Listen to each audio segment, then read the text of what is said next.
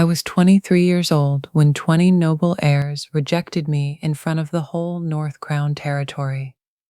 The choosing was held every spring inside Silver Ridge Assembly Hall, a stone building so large it could swallow 3 churches and still have room for 100 guards. It stood above the market square on a rise of gray rock, with banners from the 20 ruling houses hanging from iron poles along the front steps. By noon, the square below was packed with traders, servants, pack members, widows, and girls too young to attend but old enough to dream. Inside, the noble families sat in raised galleries, while the rest of us stood or waited on long benches under their eyes.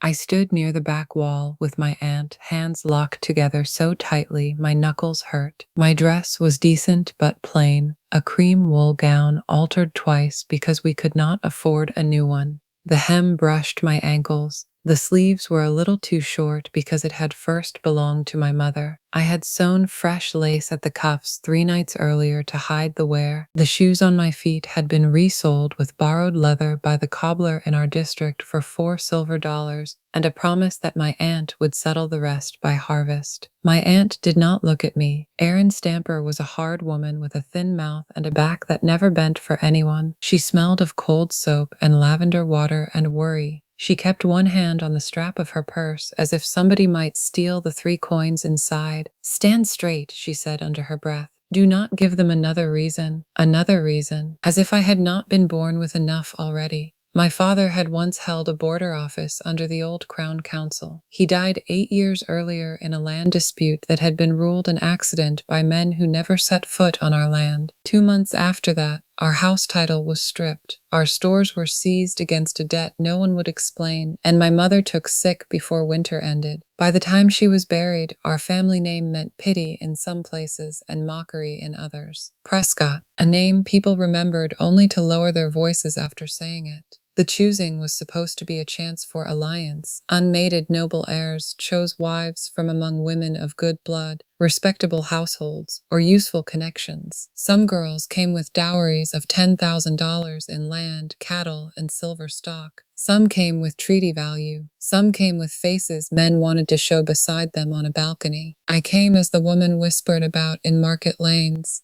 The one said to be wolfless, the one no noble house wanted to tie to its bloodline. I came with nothing except an old name and a reputation damaged by other people's greed. Worse, most of the noble houses believed I was wolfless, a woman with no living wolf inside her, and in our territory that label could turn a crowded room cruel faster than poverty ever could. I knew how the room saw me. I was the girl from a fallen house, pretty enough to notice, poor enough to ignore. To men like these, a fallen house was bad enough, but a fallen house tied to a wolfless daughter was something they treated like a warning from God. My friend Leslie Cooper stood 3 benches away among the attendants assigned to assist the steward's staff.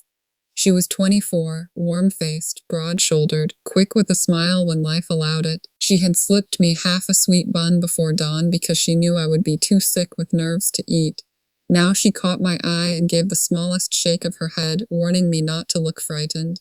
Too late. The hall was already filling with noble sons. Some were handsome in the polished way rich men often were. Clean boots, signet rings, coats cut from imported wool, careful hair. Some were only arrogant and made to look grand by their money. A few had the hard alert stillness of wolves used to command. Most had the expression men wore when they were about to choose livestock or land. At the far end of the room, the herald struck the floor twice with his staff. The choosing began. One by one, each eligible woman was called forward to stand on the center dais. Her name, age, dowry, and family line were announced. Then the noble heirs who had placed preliminary interest could step forward, ask questions, and make their formal choice. The first 3 women were chosen quickly, one by a son of a shipping house, one by a military captain from the east, one by a grain lord with silver at his temples and a stomach too full for his belt. By the time the 7th woman was claimed, my palms were wet. Then the herald called my name, Miss Morgan Prescott, age 23, daughter of the late House of Prescott. That was all. No dowry, no active lands, no house seat, no favorable note. Just the hollow shell of what my family had been. I walked to the center dais because there was no graceful way to refuse. The floor felt too wide, the ceiling seemed to tilt. Hundreds of faces watched me. I could hear silk shift in the noble galleries and boots scrape under benches. Someone gave a soft laugh before I even reached the mark. I stopped where the silver circle had been hammered into the floorboards and folded my hands in front of me. The herald opened the first scroll. House Eastoff declines. A few low chuckles. He opened the second. House Mabbott declines. Third, House Penny declines. Fourth, House Ridley declines. A man in the second row muttered that no heir in his right mind would choose a wolfless bride, and the men around him did not bother correcting him. By the fifth rejection, my breathing had changed. I was taking in too much air and not enough of it was helping. I had lived with the word wolfless thrown at me so many times that it should have lost its sting, but hearing it in that hall mixed with laughter and polished voices made it feel new again. The herald kept reading, one house after another, 20 in total. Some had sent written refusals. Some had no intention of hiding behind paper. Elliot Presley, heir to the Western Mills, stepped forward with his thumbs hooked in his belt and said loudly enough for half the room to hear, "My house requires a wife who brings stability, not scandal." A ripple of approval followed. Chris Davenport gave me a quick once-over and smiled the way men did when they knew they were safe to be cruel. "She is not ugly," he said, turning to his father rather than to me. "That would almost make this difficult if she had anything else to offer." More laughter. Frankie Thorne did not even bother to stand. He raised a gloved hand from his seat and said, "Pass." Ashton Newberry was more polished. He bowed slightly and said, "No offense meant." That almost hurt more. No offense meant. I stared at a crack in the floorboards beyond the first row and tried not to let my face betray me. My jaw ached from holding steady. My nails dug crescents into my skin. When the 12th refusal came, I heard someone in the gallery whisper, "Why was she even presented?" When the 15th came, my aunt shifted on the bench behind me. Not in comfort, in shame. By the 18th, the room no longer felt real. It felt like a fever dream made of candle smoke and voices and eyes. By the 20th, the laughter was open. I did not cry. I would rather have swallowed glass. The herald rolled the last scroll and cleared his throat, as if he were embarrassed for me now that the damage was complete. No noble claimant remains. That should have ended it. The formal rule was plain. If all eligible noble heirs declined, the candidate withdrew and could reapply the following year if her circumstances improved. My circumstances would never improve under a room like that. I lowered my chin and prepared to step down. Then the main doors at the far end of Silver Ridge Hall opened. No herald announced him because no herald needed to. Every person in that chamber knew the sound of those doors. The Alpha King entered with 6 royal guards and did not hurry once. Blake Remington was 31 years old, ruler of the North Crown Pax, commander of 3,000 sworn men, owner of more land than any 10 noble houses combined, and the only man in that room whose word could end a bloodline or restore one. He was taller than most men by half a head, broad across the shoulders, dark-haired, clean-shaven, and marked by the kind of quiet danger that made even arrogant men check their posture. He wore black wool, black gloves, and the silver wolf crest at his collar. His coat was unadorned except for the quality of the cloth. He did not need decoration. Power sat on him without effort. The whole room rose. I did too, though my knees felt weak. He walked down the center aisle, not looking left or right, until he reached the silver circle where I still stood. Only then did he stop. Only then did he look at me. His eyes were gray, not cold exactly, exact. I had seen him once before from a distance during a winter levy hearing. Even across a crowded square, he had been impossible to ignore. Up close, the effect was worse. He looked like I'm a man who noticed everything and forgave very little. The hall had gone silent. He turned to the herald. "Repeat the final ruling." The poor man swallowed. "No noble claimant remains, Your Majesty." The Alpha King looked back at me. For one sharp, strange second, It felt as if the whole hall disappeared and there was only the two of us and the pounding of my own blood. Then he said, clear enough for every person in Silver Ridge Assembly Hall to hear, "Then I will choose her myself." Nobody moved. Nobody breathed. A woman in the gallery made a shocked sound behind her hand. My first thought was not romance. It was fear. Because powerful men did not make decisions like that in public without a reason. And if the reason involved me, my life had just changed in ways I did not understand. The first person to speak was not me. It was Reed Crutchley, the oldest and richest of the noble council lords, a widower with hard blue eyes and a voice shaped by 30 years of being obeyed. He rose from his front gallery seat and placed both hands on the rail. "Your Majesty," he said, careful and stiff. "The choosing was arranged for the noble houses. Surely this is a gesture of correction, not a formal claim." The Alpha King did not look at him. "It is a formal claim." The room shifted all at once. Men glanced at one another. Women lifted fans to hide their mouths. Guards along the wall tightened their hands around spear shafts. My pulse climbed into my throat. My aunt made a soft, broken sound behind me. Reed Crutchley pressed on because men like him had survived by testing limits. "With respect, the candidate's house has no current standing, no land contribution, and no dowry." I hated that phrase. The candidate? I was standing 2 steps away from them and still being spoken about like a parcel. The Alpha King answered in a tone so flat it made the hall colder. "Did I request a summary of her accounts?" "No, Your Majesty." "Did I ask whether any man here thought she was worthy?" Reed Crutchley's mouth tightened. "No, Your Majesty." "Then spare the room." That ended that. The Alpha King finally turned fully toward me. He removed one glove, revealing a broad scar across the back of his right hand, old and pale against tan skin. The gesture was deliberate. In our territory, an unmated royal choosing became binding when the ruler offered a bare hand and the woman accepted it before witnesses. His hand waited between us. I stared at it. Every lesson of caution I had ever learned rose at once inside me. Powerful men could be generous. They could also be strategic. A public choosing could be used to shame a council, force compliance, quiet rumors, or bait enemies into revealing themselves. I knew enough about rank to know that none of those possibilities favored me. He must have seen something on my face because his voice lowered for me alone. "You may refuse if you wish." That startled me more than the claim. Kings were not supposed to sound like that. Not in stories, not in rooms like this. Stories taught girls that kings commanded and girls obeyed. He gave me a choice in front of the whole hall. My mouth was dry. Why me? The question slipped out before I could stop it.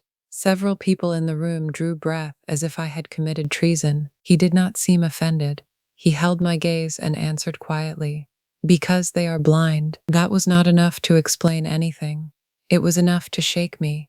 I looked at his hand again. If I took it, I would go to the royal fortress. I would leave behind the district where my father died, the roof that leaked over my bed, the aunt who loved duty more than people, and the life that had narrowed around me year by year until even hope felt expensive. If I refused, I would walk out of Silver Ridge Hall after being rejected 20 times and spend the rest of my life as the woman no one wanted. I did not want pity. I did not want to be rescued for display, but I wanted even less to let that room think it had finished me. So I placed my hand in his. His palm was warm, rougher than I expected, steady. A low murmur rolled through the hall like distant thunder. The herald recovered first. He lifted his staff and called, "By witness of crown and council, the Alpha King has chosen. The claim stands." I heard my aunt sob once. The Alpha King closed his fingers around mine and turned to face the assembly. He did not pull me behind him. He kept me at his side where every person could see me clearly. "Let it be entered into the record," he said, "that Morgan Prescott left this hall chosen by the crown after 20 houses failed to recognize value in front of them."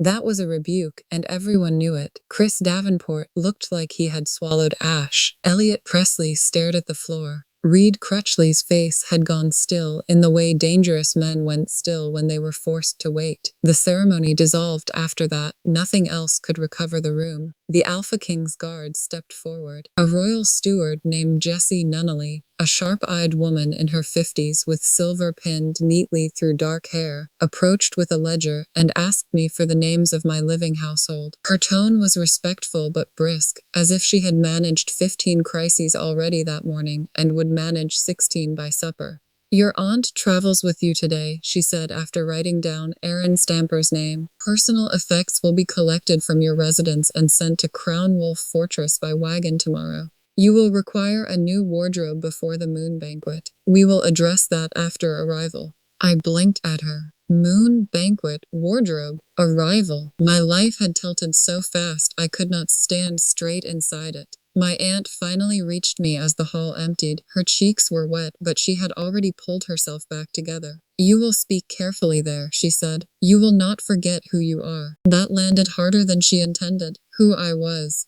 A girl raised under debt and judgment. A girl measured and dismissed. A girl who had learned to work, stay quiet, and never expect kindness to come without a bill. Before I could answer, the Alpha King stepped aside to speak with his captain, Rowan Penny, a scarred man with watchful eyes and a habit of scanning every doorway before fully entering a room. While they spoke, Leslie Cooper slipped close enough to grip my wrist for 1 second. She grinned even though her eyes were shining. Look at me. Do not fold in on yourself now. They wanted you smaller. Do not give them that.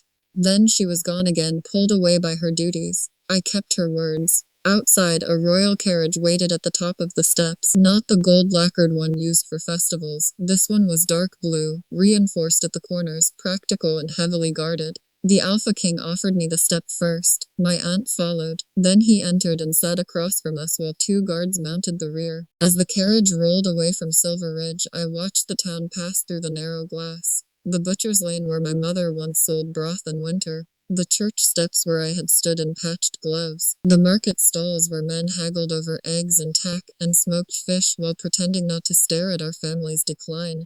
Children ran alongside the carriage for half a block before a guard waved them back. My aunt fidgeted with the clasp of her purse until finally she looked up at the Alpha King and said, Your Majesty, my niece is respectable. It was a strange thing to say after what had happened, but I knew why she said it. Respectable meant untouched by scandal. Careful with men, clean in conduct. Respectable was one of the few protections poor women could claim when money failed them. The Alpha King inclined his head. I have never heard otherwise. My aunt nodded once and fell silent. I looked out the window again because it was easier than looking at him, but I could feel his attention, not invasive, not hungry, simply present. It unsettled me more than open appraisal would have. Men who showed their interest made sense. Men who watched and thought were harder. We reached Crown Wolf Fortress at dusk. It rose from the mountain line west of town, all dark stone and iron balconies and torchlit walls. The place had once been a military keep built to hold a border pass. Over time, it had grown into a royal seat, but it had never softened. It still looked built for war first and comfort second. Servants lined the inner court when we arrived, not enough to be theatrical, enough to make plain that my arrival mattered. Jessie Nunnally met us at the front steps with 2 attendants and a ledger under one arm. Miss Prescott will have the East Wing suite beside the old library, she said. Lady Stamper will be housed 2 floors below with the guest household. I turned quickly. My aunt should stay near me. Jessie's expression did not change. The East Wing is reserved for the royal line and direct household. She will be comfortable where she is assigned. That was my first clear lesson about the fortress. Respect had rules. So did distance. The Alpha King noticed the tension and said, She may visit daily. Jessie bowed her head. Of course. My aunt seemed relieved just to have a room with heat and security. She touched my sleeve once before the attendants guided her away. Then it was only me, Jessie, and the Alpha King in the great entrance hall. The torches along the walls burned low and gold. The stone underfoot was veined black marble. At the far end of the hall, a carved staircase split in two around a statue of the first crowned wolf ruler. The whole place smelled faintly of cedar, candle wax, and winter air trapped in stone. Jesse turned to me. Bathwater is already prepared. Your evening meal will be sent up in 30 minutes. Tomorrow begins wardrobe fitting, household orientation, and instruction in court procedure. I almost laughed from exhaustion. Instruction. Yes, Jesse said. Royal life punishes improvisation. The Alpha King's mouth moved as if he almost smiled. Then Jesse left us. For the first time since Silver Ridge Hall, I stood alone with the man who had changed my life in a sentence. He did not move closer. He removed his gloves and tucked them into his belt. This has been a hard day, he said. That was such a simple statement that it cut through me more cleanly than sympathy would have. Hard day. Not a miracle, not a triumph, not a favor. A hard day. I folded my arms because I suddenly needed something to hold. You still have not told me why. No. His honesty annoyed me enough to steady me. Will you? Yes. When I can prove it. That made no sense. Prove what? That I did not choose you on impulse. I stared at him. Most men would have lied more comfortably than that. I am not most men. I believed that already. I should have stepped back when he came half a pace nearer. I did not. The hall was too quiet. The torches snapped softly in their brackets. Somewhere far off, a door closed. His gaze dropped once to my mouth and returned to my eyes. Nothing in his face suggested mockery, pity, or triumph. Only restraint, which was worse. Get some rest, Morgan, he said, using my first name for the first time. Tomorrow the fortress will start trying to shape you. Resist where you must. Then he turned and walked away, leaving me alone in the hall with a racing pulse and more questions than I had carried in all the years before him. Royal life did not begin with romance. It began with measurements, rules, and scrutiny. The next morning, I was woken before sunrise by a knock at my chamber door. The suite Jesse Nunnally had assigned me was larger than my old house had been. My bed curtains were moss green velvet. The washstand was walnut. Two high windows overlooked the western pines and the frozen training yard below. A fire had burned through the night in the grate. I had slept badly in all that comfort, waking every hour as if expecting someone to tell me it had been a mistake. A young attendant named Aubrey Garside entered, carrying a tray with tea, oat bread, and stewed apples. She could not have been more than 19. She had quick fingers, careful manners, and a face that showed every thought before she remembered to hide it. "Good morning, my lady," she said. I nearly corrected her, then stopped. My life had changed whether my nerves had caught up or not. "Good morning." She laid out my dress for the day, plain blue wool with fitted sleeves and pearl buttons,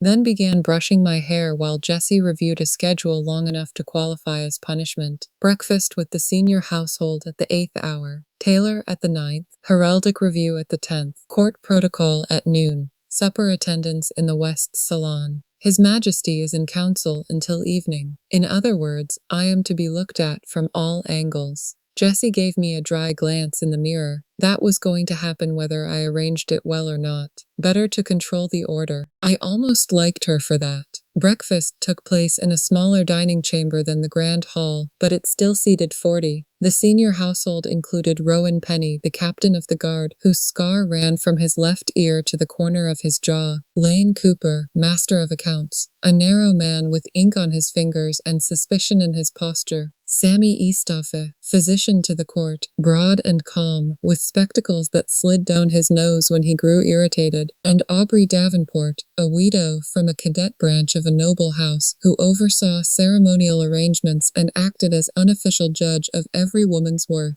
Aubrey Davenport smiled as I sat down, which worried me on sight. Her smile was too exact. She wore plum silk, amber earrings, and confidence like polished armor. "My dear," she said, "what a dramatic entrance into court life." "I did not plan it that way." "No," she said, "that is what makes it dramatic." I spread butter on my bread and decided silence was healthier. The room was civil, not warm, not cruel. Civil in the way people were when they were waiting to see whether I would embarrass myself. By the third day I understood the fortress had its own ecosystem. Guards respected strength, stewards respected competence, servants respected respected fairness. Courtiers respected nothing that could not fight back. I learned quickly because I had always learned quickly. I memorized seating law, crest lines, trade routes, border disputes, tax structures, and the names of the 20 major noble houses by region and influence. I learned that the kitchen staff preferred directness, the library steward hated folded corners on pages, and the West Wing servants passed information faster than pigeons. I learned which corridors the Alpha King used after council and which he avoided when angry. Most of all, I learned that my selection had disturbed the noble houses more deeply than anyone admitted aloud. Letters arrived daily, so did visitors. Some women came pretending to welcome me while measuring my accent, my posture, and the value of the jewels I had not chosen. Some men bowed to me with perfect respect and then spoke around me as if I were furniture. Others treated me almost kindly, which was worse because it suggested they expected me to fail and wished to be remembered as generous when I did. Aubrey Davenport visited often. "Do you ride?" she asked one afternoon, while a seamstress pinned the hem of a green evening gown around my boots. "Yes, well enough for a ceremonial hunt, or truly." "Truly, how surprising." I met her eyes in the mirror. "Only if you think poverty makes women weak?" Her smile did not reach her eyes. "Poverty makes women practical. Weakness is a separate matter." That told me everything I needed to know about her. The Alpha King remained distant for the first week, though not absent. I saw him at meals, in council corridors, once on the training yard with a practice blade in hand and sweat darkening his shirt at the spine. He moved like a man built to end arguments with his body. Men younger than him strained to keep pace. He watched me in small moments, while I answered Jesse's questions at table, while I listened to a trade petition in the outer hall, while I stood at a window reading a regional survey Lane Cooper had given me to test whether I would bother. He never hovered. He noticed. The first real private conversation came on the 9th night after the choosing. I could not sleep, so I went down to the old library in stockings and a wool shawl. The East Wing library was smaller than the main archive and warmer, lined floor to ceiling with law records, military histories, and leather-bound family registers. I found a ledger from 12 years earlier and sat near the fire to review old border holdings in the Prescott district. That was where he found me. "You read account books for comfort," he said from the doorway. I looked up too fast and nearly dropped the ledger. "I read them for answers." He crossed the room in shirt sleeves, no coat, no formal collar, only dark trousers and a plain white linen shirt open at the throat. The sight of him that way hit me harder than it should have. Kings were easier to manage in armor. He stopped beside the table and glanced down at the ledger page. "Prescott acreage transfers. Yes, you work fast." I had years of practice trying to understand why my family lost everything. His jaw shifted once, and the numbers were wrong. He pulled out the chair opposite mine and sat. "Show me." That hour changed something between us. I showed him entries that did not balance. Land tax collections charged twice, livestock losses recorded without weather notes, emergency levies marked with council approval codes that did not match the year. It was not enough to prove theft by itself, but it was enough to prove somebody had altered records to justify seizures. He listened without interruption. When I finished, he sat back and steepled his fingers under his mouth. "Who taught you to read ledgers like that?" "My father." He said bad men hide best in columns. The Alpha King's gaze stayed on me for a long moment. "Your father was right. What did you mean when you said you could prove you did not choose me on impulse?" He exhaled once through his nose. "I ordered a quiet review of certain old council holdings 4 months ago." My pulse jumped. "Why?" "Because Reed Crutchley has been too comfortable for too long." That was not the answer I expected, but it was not useless either. He continued, "Your family's case appeared 3 times in unrelated searches. Each time the seizure language was cleaner than the evidence supporting it." I stared at him. "You knew that before the choosing." "I knew enough to suspect your family was ruined deliberately. And you chose me in front of everyone, Bay, because of a ledger irregularity." "No." That one word landed low in my stomach. His eyes held mine over the table, steady and unreadable at first, then less so. I chose you because I had already spent months hearing your name spoken with contempt by men whose own records stink. I chose you because you stood in that hall and held your ground while 20 weak men tried to enjoy humiliating you. I chose you because when I investigated your house, every report from common districts described the same things: hard work, clean conduct, paid debts when you could, fed neighbors in winter when you could not. I chose you because I wanted you in my house before my enemies understood your value. The room was suddenly too warm. He had not spoken like a man making a bargain. He had spoken like a man naming facts that mattered to him. I lowered my eyes to the ledger because I needed a second to breathe properly. That is not a normal courtship. No. Are you capable of one? A faint line appeared beside his mouth. I am still finding out. That was almost funny. Almost. When I looked up again, he was watching me in a way that made the air change between us. Not just ruler to chosen bride, not just strategist to ally, a man and a woman in the same pool of firelight at an hour when the fortress was half asleep. I noticed ridiculous details: the looseness of his hair at the temple, the callus along the inside of his thumb, the mark near his collarbone where an old wound had healed badly. His voice lowered. What are you thinking? That this would be simpler if I disliked you. Do you? No? Good. It should not have pleased me that much when he said it. He stood, came around the table slowly enough for me to step away if I wanted, then stopped close enough that I had to tilt my chin to keep looking at him. My heart was beating so hard I was sure he heard it. His hand lifted, hesitated once, then tucked a loose strand of hair behind my ear. Such a small touch, it felt far too intimate. You have been very controlled since arriving here, he said. I had to be. You still do, but not with me. That sounded dangerous. It also sounded like relief. I placed my hand against his chest before I could talk myself out of it. Through the linen shirt, I felt warmth, muscle, and the steady force of his breathing. He looked down at my hand, then back at me. Tell me to stop, he said. I did not. His head bent. The first kiss was careful, almost restrained, as if he was giving me time to change my mind. I had been kissed before, once at 17 by a miller's son who tasted like cider and nervousness. This was nothing like that. Blake kissed like a man who held power every day and knew the value of holding it back. My fingers tightened in his shirt. That changed him. His second kiss was deeper, not rough, certain. His hand came to my waist and drew me out of the chair until I was standing fully against him, my shawl slipping to the floor. Heat ran through me so quickly I almost gasped. I did not feel delicate. I felt awake in every inch of myself. When he pulled back, his forehead rested briefly against mine. We stop here tonight, he said. Voice thickened at the edges.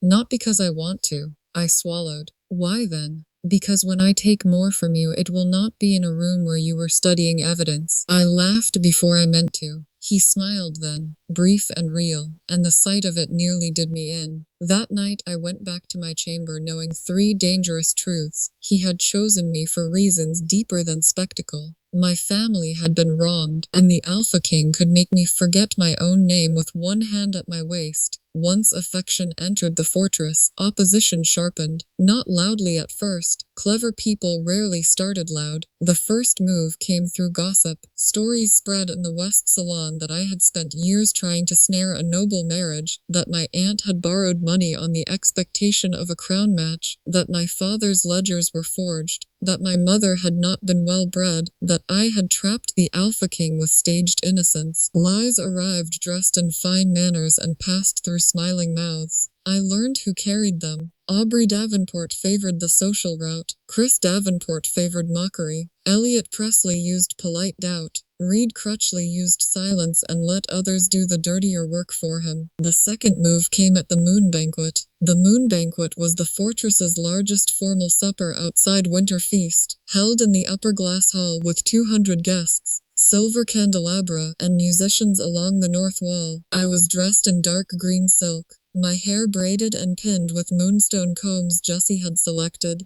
and for the first time since arriving I looked like a woman no one would mistake for poor. I also looked like a target. As Blake and I entered together the room rose, the musicians stopped, the noble houses bowed. On my right he offered his arm. I took it. My hand rested just below his elbow and I forced my breath steady. "Keep your head high," he murmured. "I plan to." "Good. Some of them are here to test whether you belong." I glanced up at him, and if I fail... He did not even look at me.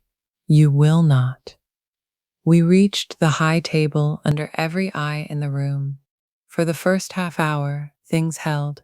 Toasts were made, petitions postponed, trade updates exchanged. Then Aubrey Davenport stood from her lower rank table, holding a goblet of wine. "Your Majesty," she said sweetly, "might we have the pleasure of hearing how our future queen first won your notice?"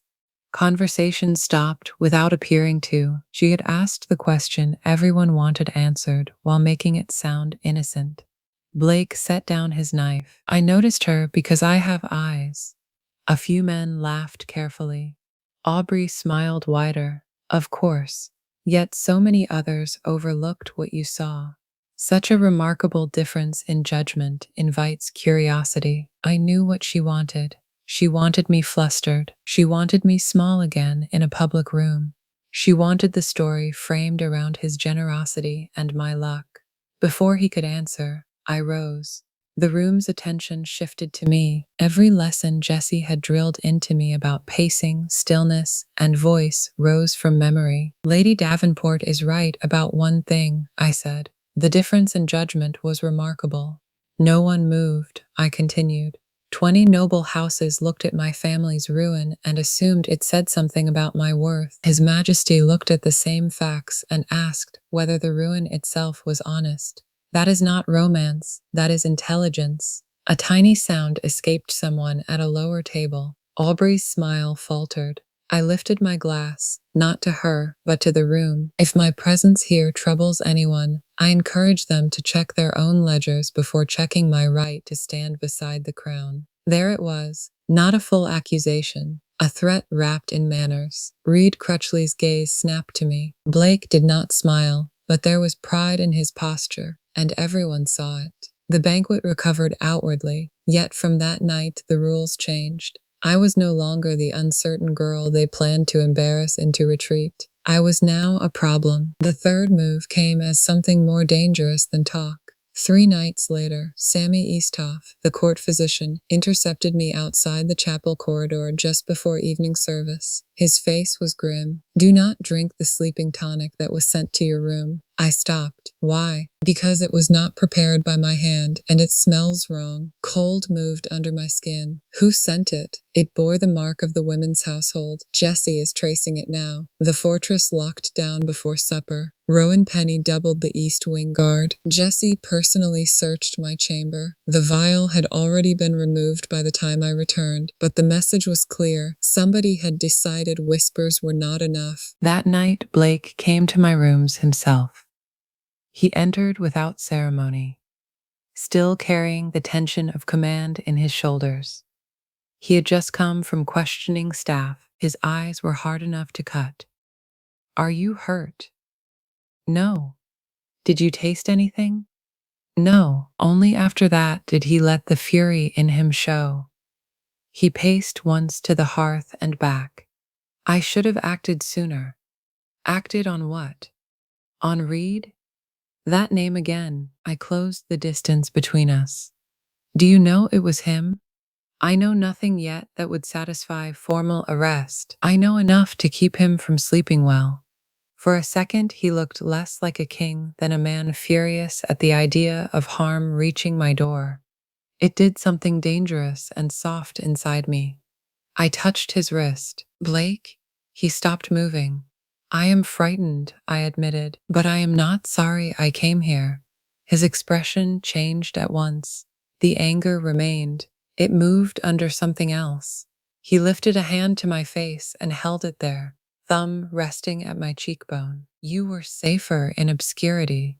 "Yes, and I would rather be in danger beside truth." than safe inside a lie. His eyes searched mine.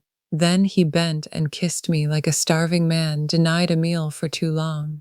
This kiss had no library restraint in it. It tasted of fear turned to hunger, of control nearly broken by what might have been lost. He backed me gently until the edge of the writing desk pressed against my hips, then braced one hand beside me, keeping most of his weight off me even while his body boxed me in. I wrapped my arms around his neck. His mouth moved to my jaw, to the sensitive place below my ear, then back to my lips. My breath caught. Every place he touched felt newly alive. When his hand slid along my waist and settled at the curve of my back, I arched into him without thinking. He made a rough, low sound and stopped immediately, forehead against mine, breathing hard. Tell me if I go too far. You keep stopping before I can decide. That dragged a shocked laugh out of him. I was pleased with myself until he looked at me the way he did then, like he had just discovered I was far more dangerous to his restraint than he had guessed. You should not say things like that unless you mean them. I meant it. His hand came up under my braid and loosened the pins one by one. My hair fell over my shoulders. He watched it happen with a focus that made my pulse jump. I have wanted to do that since the second day you were here, he said. Why did you wait?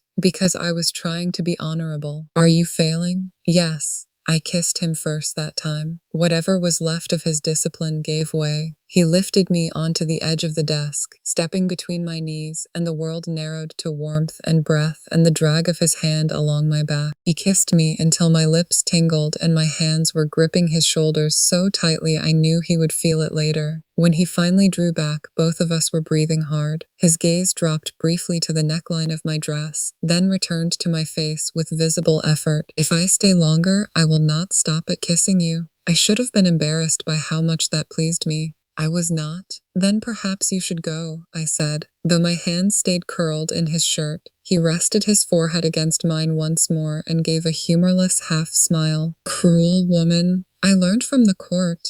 That night I slept with the scent of him still in my hair and the knowledge that whoever wanted me frightened out of the fortress had failed. The proof came from dust, ink, and an old church vault. Once the poisoning attempt exposed urgency among my enemies, Blake stopped hiding the investigation. Not publicly, but within the fortress he brought me into it openly. Lane Cooper hated that. I could tell every time he handed me records like he was offering meat to a dog and hoping I would choke. I did not choke.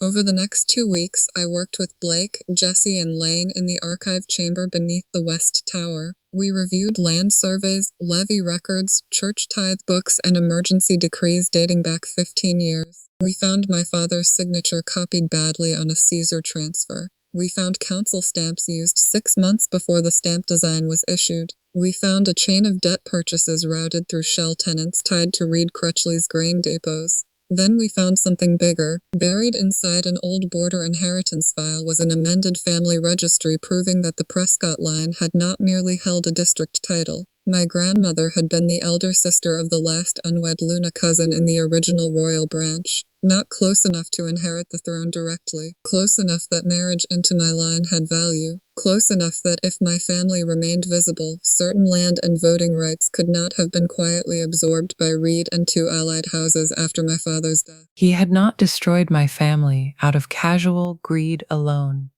He had done it to erase a legal obstacle.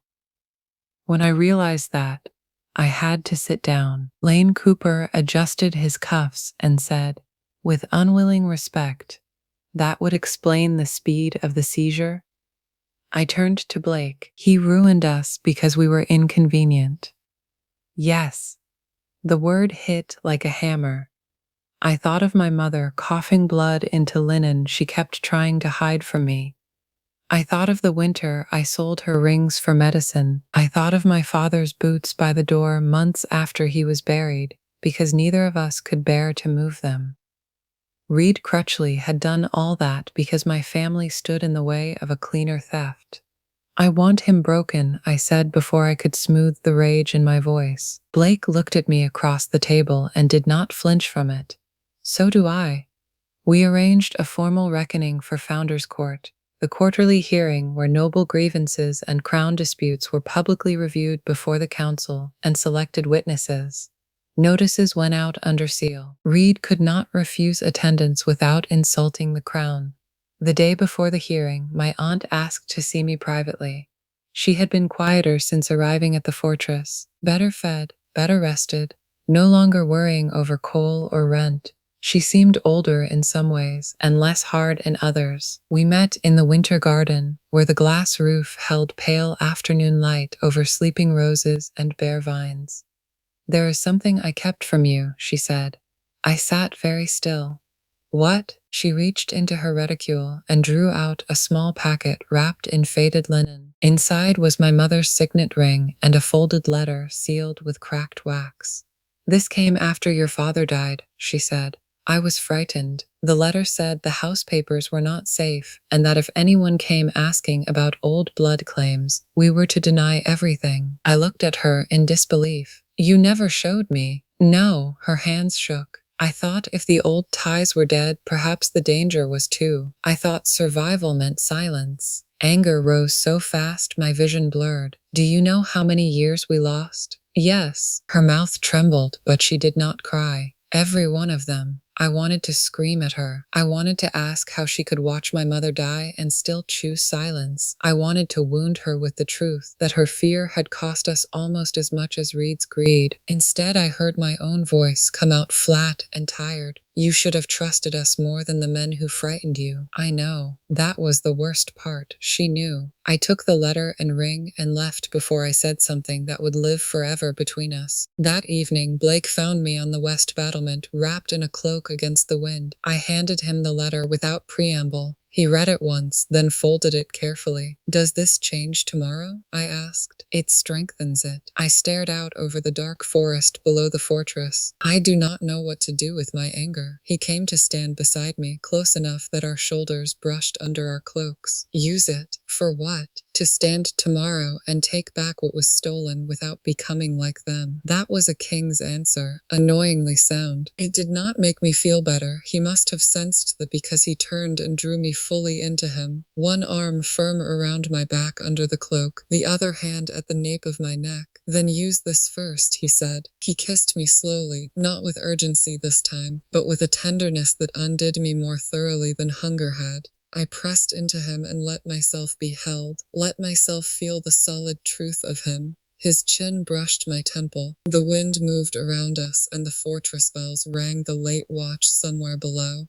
I had spent years teaching myself not to lean. Against him, leaning felt less like weakness and more like rest. "I am not afraid of tomorrow," I whispered into his coat. He answered against my hair. "Good. Reed should be." Founders Court opened at 10 in the morning in the Hall of Judgment. By then, the whole fortress knew something serious was coming. Word had spread despite efforts at control. The outer galleries were packed with witnesses from the noble houses, city guilds, church representatives, and military officers. Guards lined every wall. The great wolf crest above the high bench caught the light from the upper windows and threw it down over polished stone. I wore black that day, not because Jessie advised it, though she had approved, because black made me feel composed. The dress was simple in cut, long-sleeved, severe at the waist, with my mother's signet ring on one hand and no jewels at my throat. I wanted no one thinking I had come to look pretty while dismantling a man.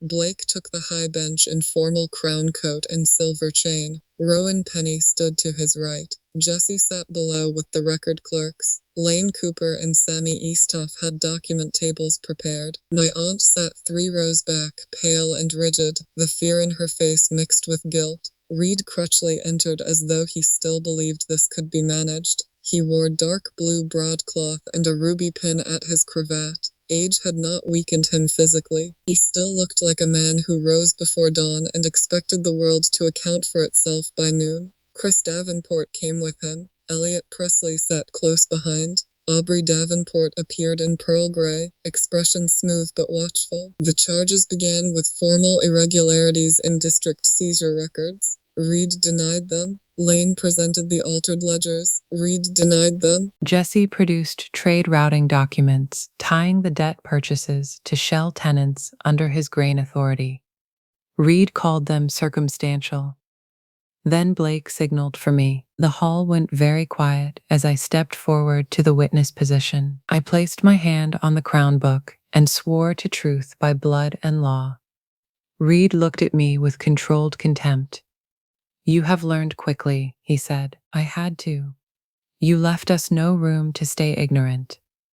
A murmur ran through the gallery. The court clerk invited testimony. I did not rush. I set the location first, just as good storytelling required. I described our district after my father died.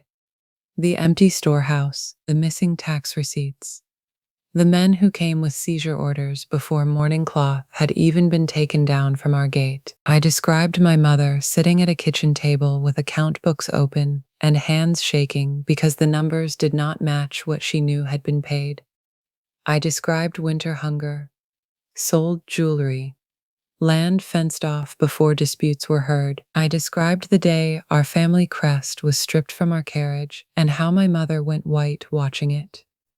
I gave facts, dates, amounts. On October 14th, 12 years ago, our grain reserve was valued at $900 in declared market worth. The seizure order listed it at $320. On October 18th, 2 separate levy notices claimed emergency debt against the same acre line. The stamp used on one of those notices did not exist until the following spring. Even Lane stopped looking doubtful by then. Reed maintained his posture. A grieving child may misremember. I turned to Lane, who held up the corrected stamp registry. Then perhaps the registry misremembered with me. A few people laughed under their breath. Reed's face tightened for the first time. Blake allowed it. He wanted the room seeing Reed crack. Then I gave them the letter my aunt had hidden. Jesse read it aloud. The warning to deny old blood claims, the instruction to keep silent if questioned, the implied threat. Next came the registry proof of my bloodline connection. The hall erupted in noise. Reed stood. "This is irrelevant to the seizure." Blake's voice cut through the room. "Sit down." Reed sat. I faced him fully. "You did not ruin my family because we were weak. You ruined us because you wanted the voting rights attached to our line buried under debt and confusion." He leaned forward. "Careful, girl. There was the real man at last." I smiled without warmth. "You should have been careful 12 years ago." Blake nodded to Rowan. The captain stepped forward and produced one final packet, signed statements from 2 former depot clerks and 1 retired courier, all bought or frightened into silence years earlier, all now willing to testify under Crown protection that Reed had ordered record alterations and the transfer of Prescott grain stock through false emergency channels. That finished him.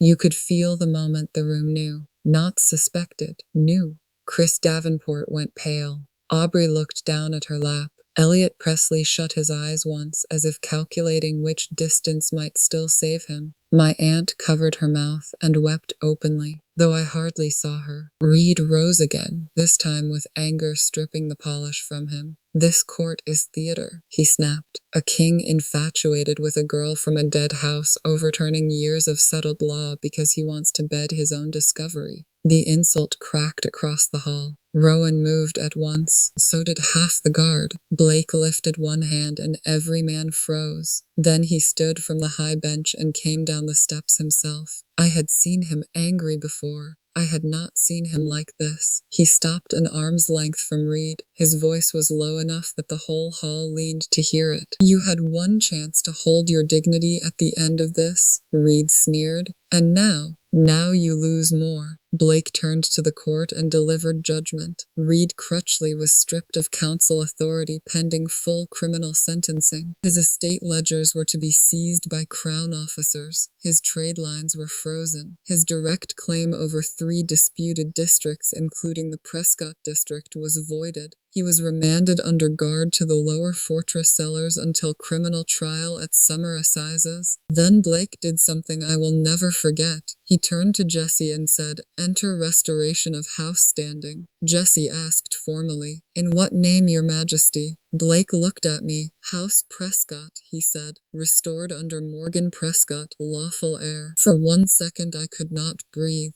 12 years of loss, 12 years of being spoken over, stepped around, dismissed, pitied, priced low, restored in a sentence. The room blurred. I heard my own voice before I felt my tears. "Thank you." Blake's expression softened only for me. "Thank your father. He kept records." Reed was led away cursing by then, stripped not only of power but of audience. That mattered. Men like him fed on witness. As the hall dissolved into noise and clerks and guards and shock, Blake reached for my hand before all of them and brought it to his mouth. He kissed my knuckles in open court, not as a ruler demonstrating property, as a man honoring the woman who had stood and taken back her own name. No one laughed then.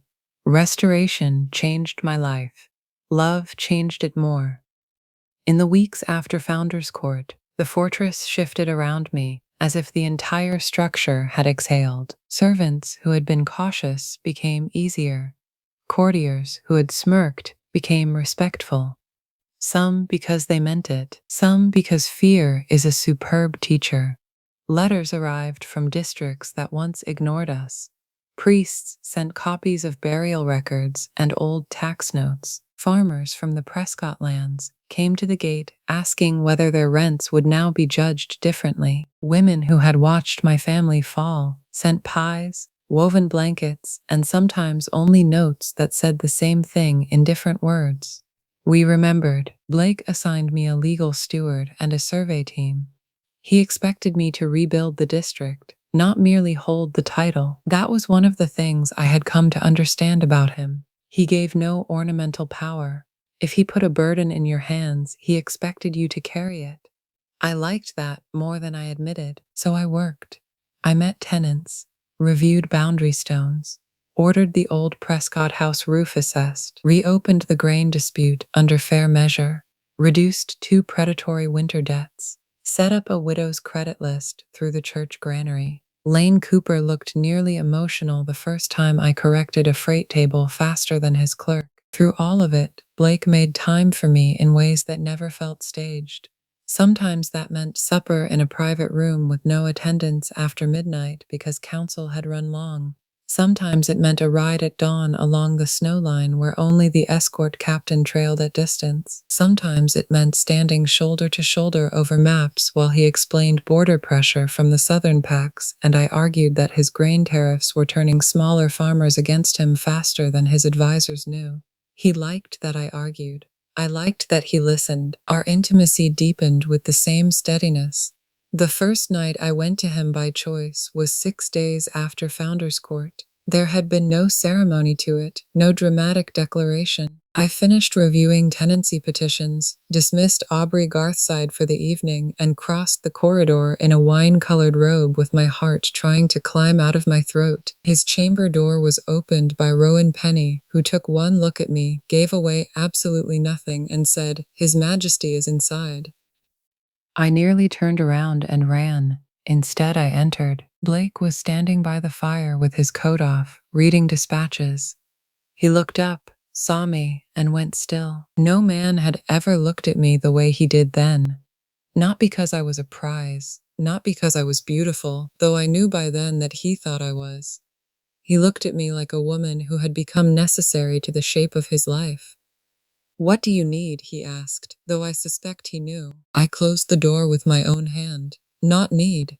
His eyes darkened. "What then?" I forced myself not to fidget. "I spent years being chosen by nobody. Then I was chosen in a hall full of laughter. Then I chose to stay. I chose to fight. I chose to stand beside you." I crossed the room until I stood in front of him. I wanted one thing in this life to be mine before anyone else named it. So I came here tonight to choose back. For a moment he said nothing. Then he took the dispatches from his hand and set them aside without breaking eye contact. When he touched my face, his hand trembled slightly. That moved me more than any speech could have. This man who had faced war bands and council revolt could still shake over me. "Morgan," he said, rough and low, "be certain I am." He kissed me with every restraint gone and every care intact. I will not dress that night in fancy language. It was not a fairy tale, it was better, real, warm, human, full of pauses where he checked my face, my breath, my comfort, full of my own hands learning the width of him, the lines of old scars, the way his breath changed when I touched his neck, full of laughter at one point when my hairpins attacked his sleeve and we had to stop untangling them, full of tenderness so honest it almost hurt. He was strong. I already knew that. What undid me was how gentle he could be while holding all that strength in check.